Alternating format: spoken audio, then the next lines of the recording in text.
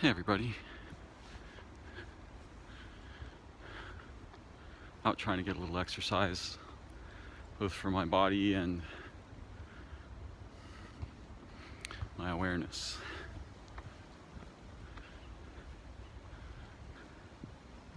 Sometimes it's difficult to find an untrafficked place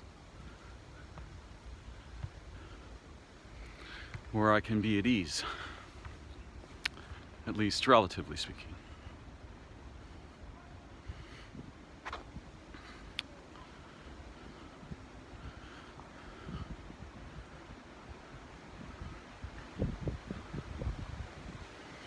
I've been thinking about lots of things, lots of aspects of our modern experience and how it's so rapidly transforming.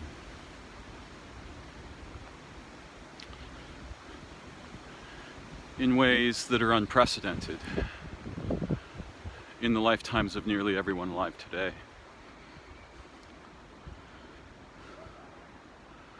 And they are also wildly unpredictable. However,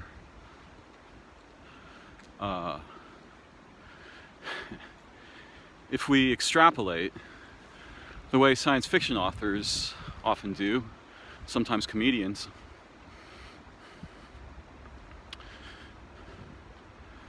a variety of features of the threat and opportunity landscape are surfaced by this behavior. And of course, extrapolation is a form of speculation. And so when we begin to extrapolate, it's not uncommon that we begin with a misleading perspective or agenda or concern. And that's how you get, it's part of what's required to produce what are commonly referred to as, somewhat oxymoronically, as conspiracy theories. Now, I've studied conspiracy theories for a very long time, and I don't claim to be an expert, rather a novice. But they share certain features in common.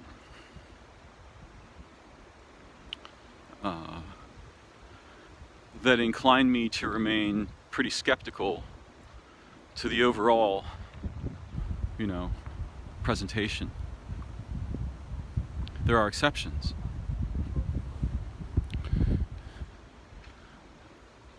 And when I use the phrase conspiracy theory, it's in no way clear what I'm pointing at, so there's something so ambiguous about that my listeners have to decide for themselves what might I be referring to. And this kind of weird, open-ended in one way and extremely constrictive, judgmentally oriented in another, this polarization, right?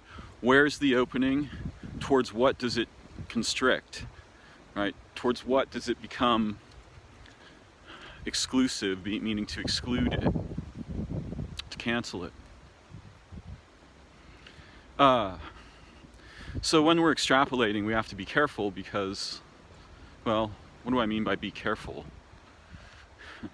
Language is so... You see, language itself is really much more ambiguous than we suppose. And this presents a field for the projection of the concerns, or fears, or desires, or immediate historical experience, what's going on with someone in the last hour or two, or the last 5 minutes. So we project, motivated by such things, we project onto that ambiguity as readers and listeners and audience members. And language is rife with this kind of ambiguity, so that if I say we have to be careful, and I don't say exactly what that means, you'll all fill in the blanks there for me. And if I say the phrase conspiracy theories, you'll do the same thing. You'll fill in the blanks. What is he actually talking about? And some of you will perhaps feel that I'm attacking some perspective that you champion or is familiar to you or you are identified with. And by the way, becoming identified with a perspective, you want to do any other thing, essentially. Not meaning that we shouldn't have passion about our perspectives and beliefs, but meaning rather that we shouldn't confuse them with ourselves, and nor should we confuse statements with the people who make them. These are really dangerous, common stumbling blocks in our modern circumstances, which I'm inclined to refer to with far more deleterious descriptions.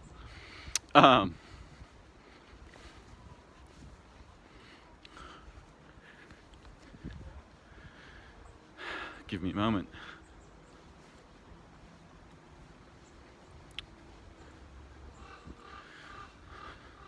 So one of the things that's going on is the way we relate with language and ambiguity is changing.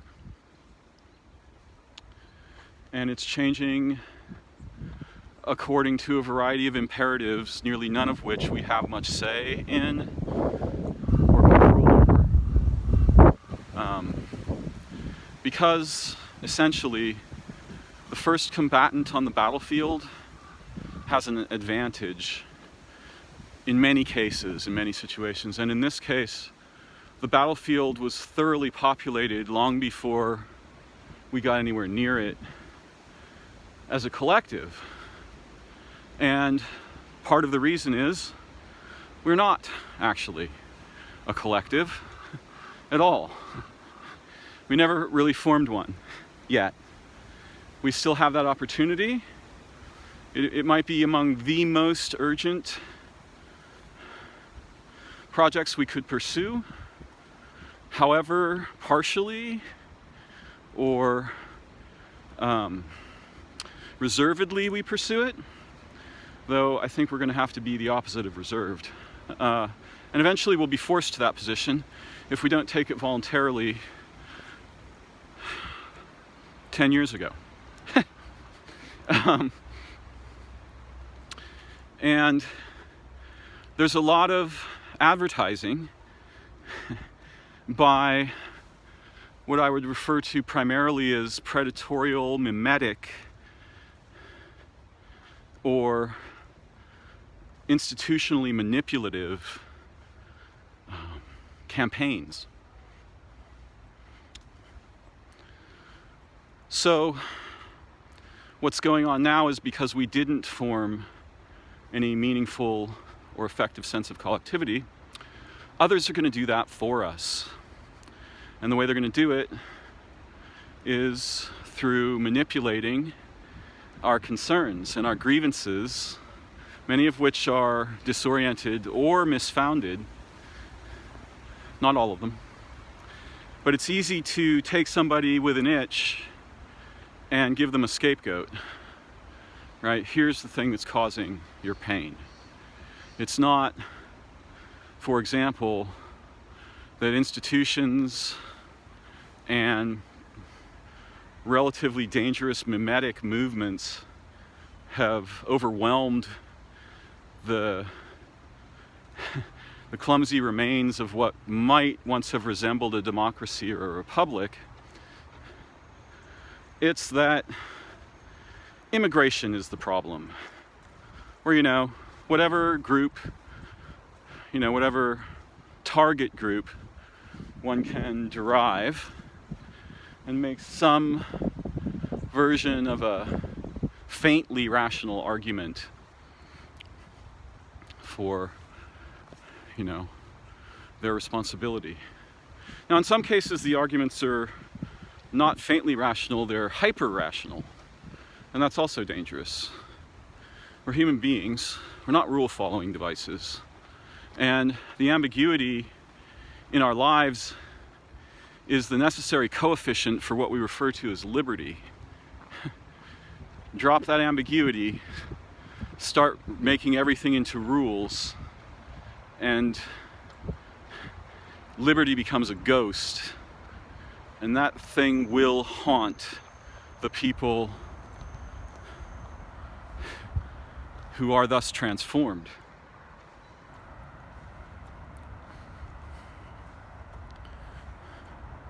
So what do I mean by being careful? Well, part of what I mean is ambiguous in the sense that I mean we must be filled with authentic, sincere care for each other, for the living places, for the living creatures, for the ecologies, not necessarily in that order. We must become filled with care, meaning heartful reverence and wonder and mutuality, understanding, patience, compassion, play. So we have to be careful in that sense when we're extrapolating, but we also have to be careful about the possibly blinding preconceptions we will extrapolate from for a number of reasons. One, that we don't produce nonsense. Two, that we don't produce paranoia where it's unjustified. Three, that we don't exaggerate the wrong thing while completely missing the target that our concern actually orbits. And all of this, and many, I could go on for 40 minutes about the dangers there. And all of this is folded into our modern thought communally. It's weird to use that word. I need a better one. I need a word that means a bunch of ideologically and motivationally confused victims/perpetrators who have divided into frightened, reactive, tiny subcultures, unified primarily by their grievances, outrage, anger. Not that having a grievance is wrong, or not that being angry is wrong. Again, the way we use language implies things accidentally we would never intend. And we can try to use it better, and I do. But there's a game of self-limiting returns, right? If I'm too careful, I'm too verbose. Unless I have compression, which is the orator's guardian angel. Sometimes I manage a little. In any case, we have to be careful when we're extrapolating, especially in a situation where most of what's going on is fundamentally mysterious, ambiguous. Nobody knows the answer, or so few people know the answer that it might as well be unavailable to us. It takes time for us to gather data. During that time, we are vulnerable, and we're trying to second guess data that we have only very partial grasp on, or information that has been intentionally weaponized to take advantage of our capacity for fractionation, internally and communally. So we want to be careful when we're extrapolating, but if we extrapolate, there's a number of features that stand out. One of them is that the immunology landscape of Homo sapiens is changed. Suddenly, unexpectedly, in a variety of ways that I'm not going to detail, but some of which involve the intentional weaponization of our own bodies against ourselves. Whether that was the intent of a player previously or not, it's now completely on the table due to what's going on. So what that means is bad actors will certainly, almost certainly, I'm extrapolating, And by the way, I'm showing you my concerns, right? I'm projecting. You're seeing what's going on in Darren's psyche today, right now, blah, blah. What's on his mind. So, what I mean is that in the same way that the emergence of the first computer virus presaged things like malware, the events surrounding the pandemic have set the stage for extrapolations we should expect to emerge. And many of those extrapolations will certainly be intentional. In fact, we don't have to wait for a new weapon. America has been thrown into an internal genocide just by dividing people along various socio-political factions, some of which intend to act with best intelligence responsibility because things are unknown, right? So yeah, we don't know, but there are things we do know, and we can trust some of those things from historical precedent and research and so on. So there's this sort of weird climate of negative ambiguity surrounding the pandemic, and the government itself, the standing president, has so far essentially been directing the American people against each other on purpose, purposefully, intentionally. So this virus by itself can fully be politicized, and this is the argument on many sides of those who are upset for different reasons, right?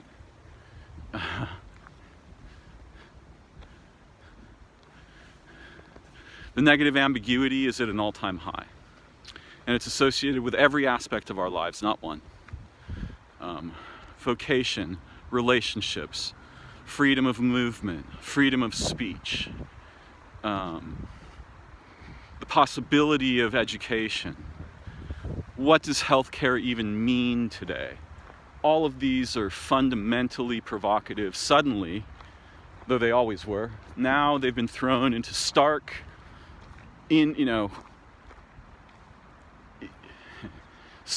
contrast so stark, we can't ignore it anymore. We can't pretend something else is going on much and get away with it. There's still a little bit of wiggle room for the moment.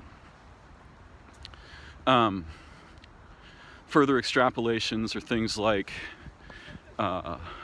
financial and institutional power grabs, and these include the possibility of our nation collapsing into various, one of various lanes of fascism and tyranny.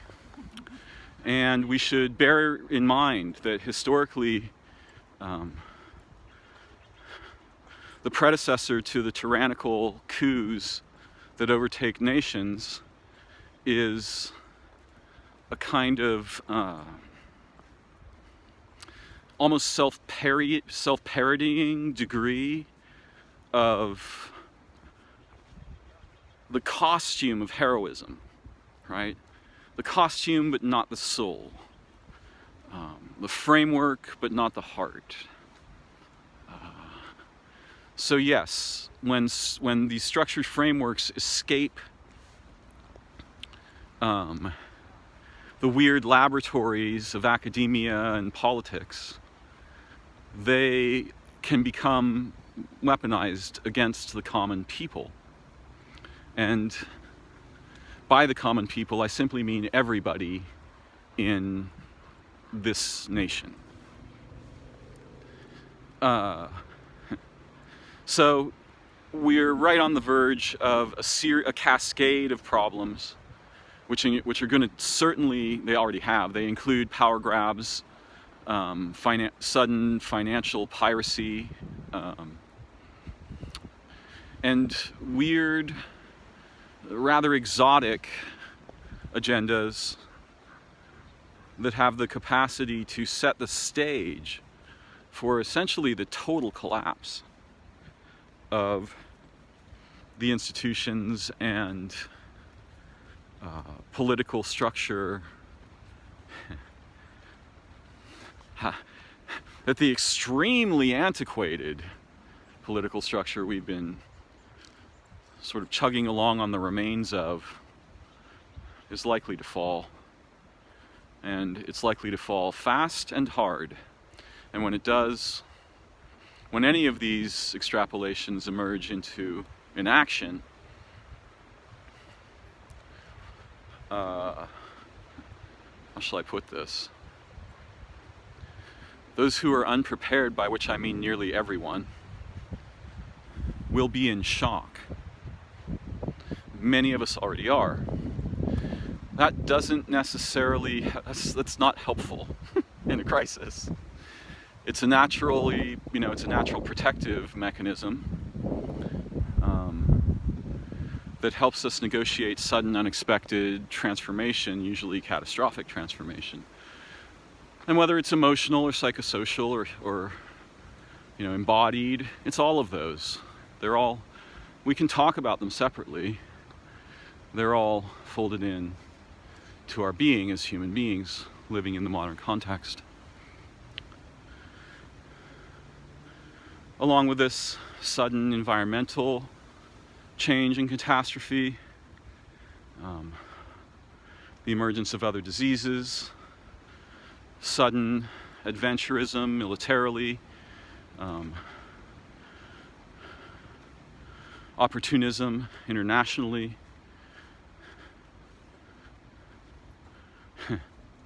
So if we extrapolate even gently along any of these lines, even carefully,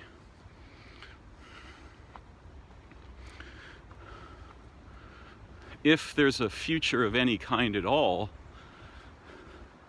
from the perspective of my concerns, it looks extremely dangerous and fragile and profoundly vulnerable to extreme manipulation by forces that aren't people, though people embody and enact them,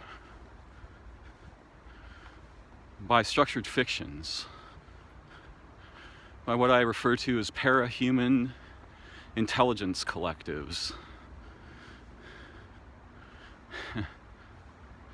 And we, the common people, must establish at whatever small a scale we can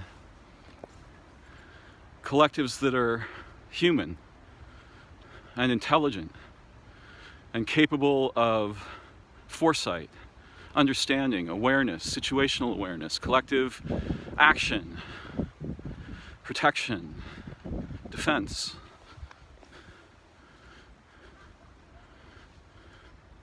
We do this casually all the time when three people come together and agree upon some activity. We're made for doing this. We would do this naturally without a feeling of obligation or urgency if we were not buried in layers and layers and layers of, functional obligation, plausible obligation, tasks, electronic nonsense, smartphones, automobiles, gas, oil, the obliteration of the oceans, the replacement of the anciently evolved jungles with monoculture farms, and the extermination of the last few megafauna that still somehow have yet survived. Now, of course, you and I aren't doing that directly, hopefully. Our consumerism is the underlying sort of fuel, and that we are consumers disinclines us to innovate, to invent together, right? We want an off-the-shelf delivered version. We want an option, we want a plan B, and we want someone else to deliver that to us, fully formed, for our, critical acceptance or rejection. Not likely to happen, though there's a few contenders near the edge of a possible table on which something like that could take place.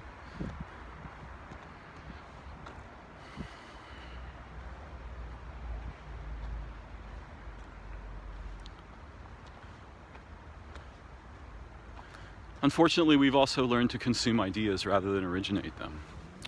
And this makes us the perfect targets for viral mimetic intrusion and domination, manipulation, and control. We choose our hero, sign on to their card, and walk to the battle we now think of as noble with them. It's a bad idea. I wouldn't even advise you to do it with me. In fact, I'd advise against it.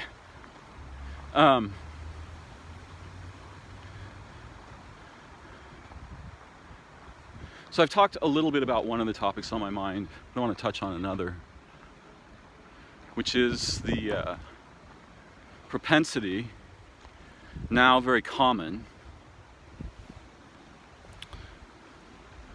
to refuse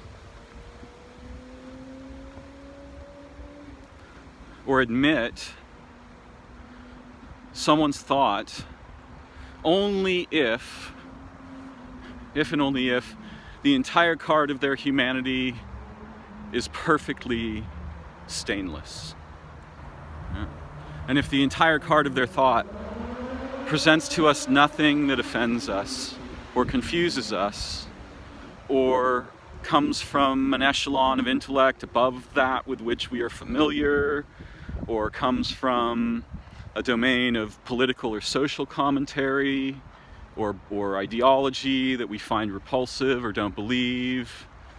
And so what that's doing, again, is it's transforming that transport, right, between we'll be open to these things and we're going to constrictively exclude all these other things. We're going to cancel them.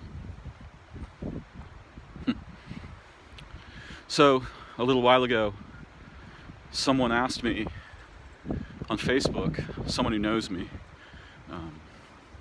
have you heard Jordan Peterson?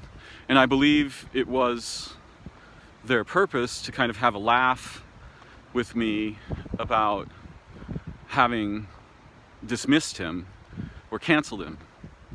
And I said, yes, I've heard Jordan Peterson a bit, and I think he's brilliant. And they said, what? You're kidding, right? And I said, no, I've listened to him a number of times and I find him quite brilliant. It doesn't mean he's perfect, but I learn when listening to him. And, we went on discussing this a bit, and they were very surprised to hear this, and, talked about the lobster episode and so on. And I said, I don't select people. I don't see Jordan as brilliant because I agree with everything he says. In fact, I see him as brilliant because he causes me to have to think, right? To reflect, to ask questions that I wouldn't normally ask, to look into cracks I'd never normally notice, cracks in the bizarre structure of modernity. And I find that fascinating and edifying. So yeah, I think he's brilliant. That has nothing to do with whether or not I have disagreements with him on issues of policy or belief or analysis. Right? Of course I have issues with him. There might be some things on which we would very fervently disagree, but that doesn't stop me from listening to him. And it doesn't stop me from listening to other people who I might not like, because they're really intelligent, and even if I don't see eye to eye with their concerns, I can gain value, right?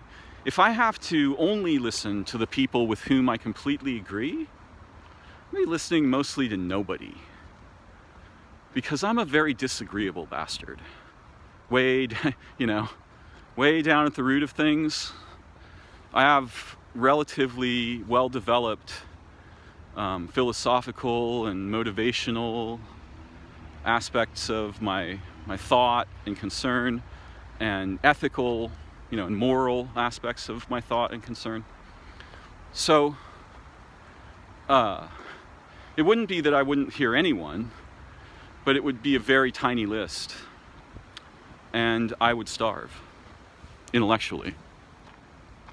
And I guess that as someone who identifies both as extremely sensitive, which I am, and intellectual, and philosophically minded, I have to be careful.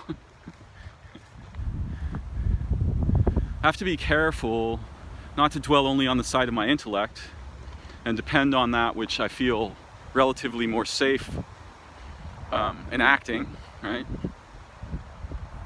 And I have to be careful not to become ironic by allowing my biases and confirmation bias and other kinds of sort of cognitive traps endemic to our human condition to invade and overcome my capacity for adventure, discovery, relation with ambiguity and mystery,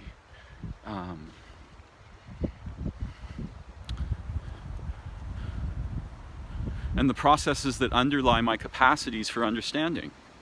Those things are delicate. You don't want to be enforcing strict rules on them, telling yourself you know what's right and good. There might be exceptions that are, relatively concrete, right? But in general, the urge to stifle freedom of thought, speech, exploration, learning, discovery is incredibly maladaptive for all kinds of reasons, one of which being not everyone is at the same level of awareness or education or understanding.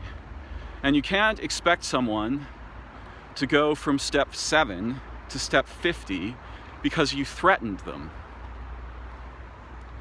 Or,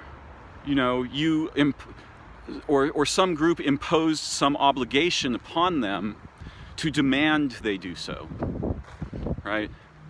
Human transformation takes time. It's like cooking a great big meal. You don't just yell at someone, hey, stop being mean, and then it just magically works. And if you enforce stop being mean on them, you're going to have a serious problem with rebellion, because no one likes to have the ambiguity collapsed for them by others. No one. Right? There's natural ambiguity in being human. And you can hear the change in my tone, I'm sure. It's an absolutely imperative, in my view, that we preserve that natural ambiguity, learn to treat it with respect and reverence, and learn to allow it to become the vehicle through which we negotiate learning and opportunity, mutual defense, mutual concern, equality. This is a negotiation. Pretending it can be otherwise, these things have to be negotiated. They cannot be mandated. And that might sound ironic because some of the founding principles written down, which is very different from what got enacted, about our nation, involve these ideals. But what I want to be clear about is that the actual possibility of rights, and it's really just a fiction. You don't have any rights at all. None. Zero. You have zero rights. What we have, maybe, just maybe, is the capacity to defend rights that have been established in law. And if we can't defend those rights, we don't have them. So really, we have the rights we can afford financially or through influence or other means to defend, and no more. And even those aren't exactly rights. In fact, in point of fact, it might be better to call them privileges. But this is a complex discussion and veers from my intent, which is to suggest, and I really want to be clear, I'm not trying to tell anyone what to think or do. I'm going on a walk, right, with my mind and my camera. But I would suggest that the possibility of having something that resembles rights emerges not from mandates and laws, but from mutual bonding, relatedness, concern, and like physically and in an embodied way and in a behavioral way, learning to include one another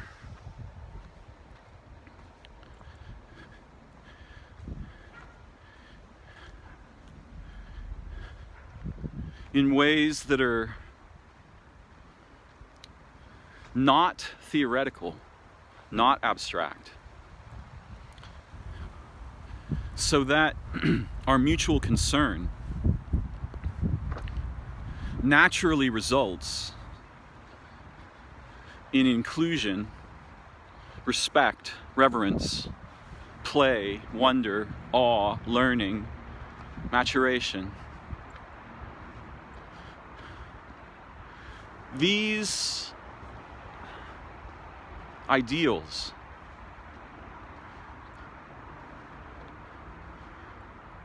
are in some way fundamental to our humanity. But if we have to declare them, our humanity has collapsed too far to sustain those ideals. Because now we're going to rest them on a framework of rules and laws and regulations and courtrooms and lawyers and so on, which would be the worst possible thing we could do if we had a better option. But since it isn't, for the moment, it at least provides some small degree of a buffer between us and forces that would easily overwhelm or destroy us. As individuals, as communities, as families, as ethnicities, as genders, all of us. So, my perspective and suggestion is that by the time you get rights and laws to protect them, the level of our symbiotic humanity has already fallen so low that we're trying to keep it afloat with mandates, and that level's too low for me.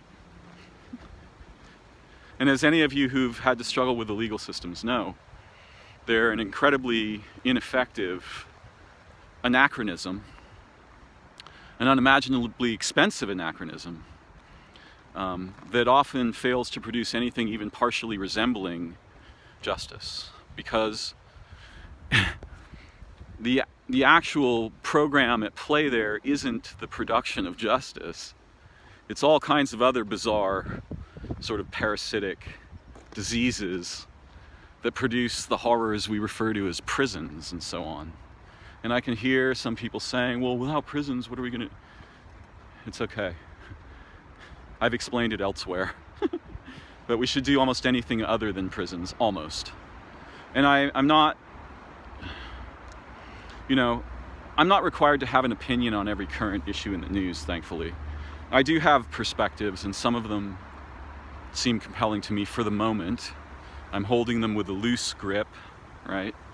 I'm not deciding that I know what's good or right, but often I can detect something that's going to fail. It's much easier to do that than to determine what's going to happen, what will succeed, what's powerful. It's pretty easy to see when something isn't working right. And most of the structures, the incredibly antiquated structures on which our society is floating, are tragically decrepit. They are not going to survive. what they might do is transform into something far worse. That's the most likely outcome there, because there's, like I said, the battlefield's already populated, and it has been since before you were born. And we don't have any forces on that battlefield that are in a position of dominance, right? We have the capacity as people and groups to come together and assert or demand transformation. But even that agenda can often go sideways. It can be used against, it can be flipped over into something that's self-ironizing and has the potential to accomplish the opposite of the goals with which it was invested, in which it was invested.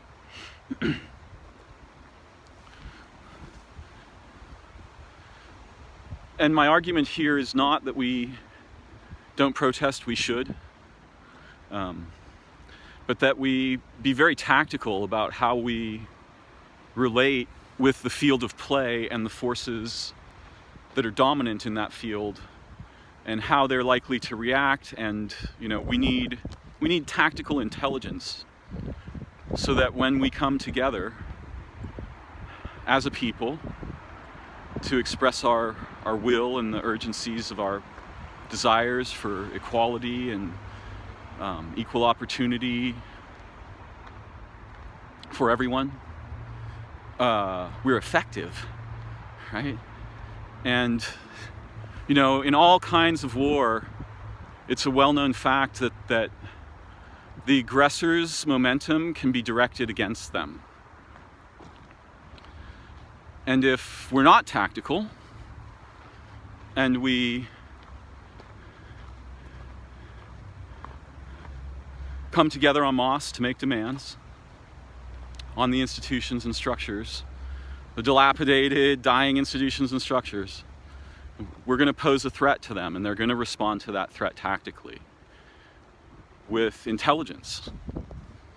And they've got a lot of it, and we as common people have very little, because, again, we don't have networks of communal intelligence yet. I'm going to make a prediction. We will develop them. It may not be until we are forced to, and that would be tragic, because we can do a much better and more effective job before things are always in crisis, right? Once they're always in crisis, we're going to have to ramshackle it. It's not going to work well. But eventually the common people will realize that their safety and well-being lies in each other's hands, and not in the hands of institutions, kleptocracies, or parahuman intelligence collectives. The possibility of them experiencing equality and the preservation of their human dignity lies with each other. It's something we can only give each other in actual relationships that matter to us, because we're deeply, heartfully, carefully engaged in them. And so, in that case, we will take great risks to protect our fellow human peoples. Because we recognize them as our own family. And because they recognize us as our own family. And the positive ambiguation of that is extremely powerful. And the stimuli of the positive observation of caring, intelligent others is profoundly transformative on human beings. You could set up experiments about this. We've looked at negative observation. How rarely we've looked at positive, the power of positive observation of, what happens when the guy catches the baby who's about to fall off the top floor of the escalator at the mall, and he just manages to be there and save that kid. And people go wild, right? And he feels, perhaps, that, wow, I accomplished something truly meaningful with my life, right? Positive observation transforms us. It nourishes us. We're like dolphins who breathe that air. But we've been really distracted, and so we don't notice how profoundly transformative the caring, enthusiastic, positive observation of others can be for us. Unless we look at things, for example, like sports teams, comedians, performing artists, rock stars, right? What are they after? They want positive observation, and it's a big payoff when they get it. Everybody has a big celebration.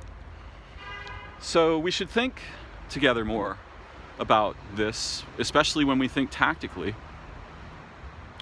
And of course, I guess my language presupposes that there will be a we to do such thinking. In other words, that the common people will find ways to come together intelligently, humanely, guided by care and mutual concern, compassionately, and form the little collective teams that have the capacity to succeed where armies must fail.